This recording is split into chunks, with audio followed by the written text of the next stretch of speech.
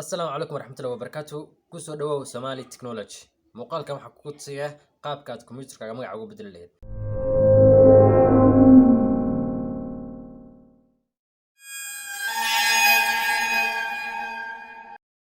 Okay asxaabta, si aad kombiyuutarkaaga ugu bedesho magaca waxaad u baahan tahay inaad tagtid my computer.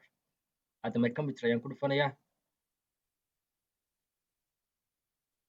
Markuu my computer ii furmo, meeshaan bannaan ayaa wax ku dhufanayaa right click, dabeetana property ayaan ku dhufanayaa. Property markay waxa ii furmaya xog ku saabsan kombiyuutarka. Okay, basic information about your computer. Marka halkan waxaa ka arki karaa kombiyuutarka informationkiisa oo dhan, processorkiisa, memoryga, system type-ka, sida loo isticmaalo. Halkan hoosena waxaa ka arki karaa computer name, domain and home group. Marka intaan waxay quseeyaan network. Okay, network ayay quseeyaan. Marka hadda computer name-ku waa kaas desktop Aclash. waa sidii aan kusoo gatay magaca kama bedelin. Okay, computerka sidii aan kusoo gatay magaca kama bedelin. laakiin haddaan rabo inaan magaca ka bedelo halkaas magacayga aan soo saaro, waxaan ku dhufanayaa advanced settings.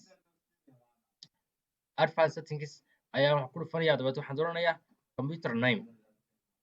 Computer name markaan doorto, halkaas ayaa waxaan ku dooranayaa change. Okay, to rename this computer or change its domain or work group. Marka change ayaan ku dhufanayaa. Okay, marka computer description waxa weeyaan faahfaahin ayaa sii raacinaysaa. For example, kitchen computer or Mary's computer or Mary's computer. Marka haddaad u baahan tahay inaad computerka faahfaahin sii raacisid, lacala computerku wuxuu yaalaa organization ama meel aad ka shaqaysid, marka computerka dad gaar ayaa isticmaala. Marka faahfaahin ayaa la raaciyaa si computerka loo ogaado cid ku shaqaysa. Marka hadda anigu magaca bas aga bedelanaa, change the name. Okay, magaca hadda waa kan, dabeetana magacaan iska saar, magacaaga ku qoro. adoon dhexaysiina wax space ah. Haddaad magacaaga aragtid inaad ku qoratid magacaaga oo 2 xaraf ka kooban, space ha u dhexaysiin. Okay, laakiin waxaa u dhexaysiin kadhaa minus ama cheatin. Okay, haddaad space u dhexaysid ma aqbalayo computerku. Let me show you.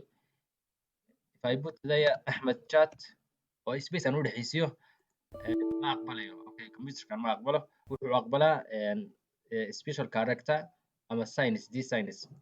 Marka hadda waxa u dhexaysiinaya minuski. Ahmed iyo chat waxa u dhexaysiinaya minuska, calaamadda minuska. Okay ayaan ku dhufanayaa. Okay, markaan ku dhufto computer magaca wuu aqbalayaa, laakiin magacan shaashada ma soo fuulaya ilaa aan computerka reset u diro. Okay, message-ka akhri, you must reset your computer to apply this change. Marka haddii aan computerka reset u diro, magaca wuu iska bedelayaa. Magaca hadda geliyey ayuu meesha soo saaranaya, magacaas uuna isticmaalaya. Okay, markastoo network aan ku xiriiriyo, magacaas ayaa la arkayaa. Okay, that's how you change the computer name.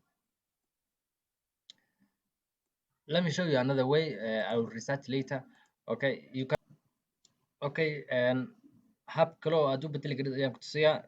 Start button dheh, settings dooro, dabeetana waxaad sii doorataa system. waxaad ka tagtaa about markaad ka tagtid waxaad arkaysaa computerka informationkiisa oo dhan. halkan ayaa waxa kugu soo baxaysa rename. Marka hadda magaca ayaa soo bedelay, reset ayuu iga sugayaa. laakiin haddii adiga reset kaa sugayn, rename ayaa ku dhufanaysaa, magaca ayaa ka bedelaysaa, saas ayaa reset ugu diraysaa. Hadda soo aragtid after reset button will be enable. Marka saas ayaa computerka magaciisa loo bedelaa.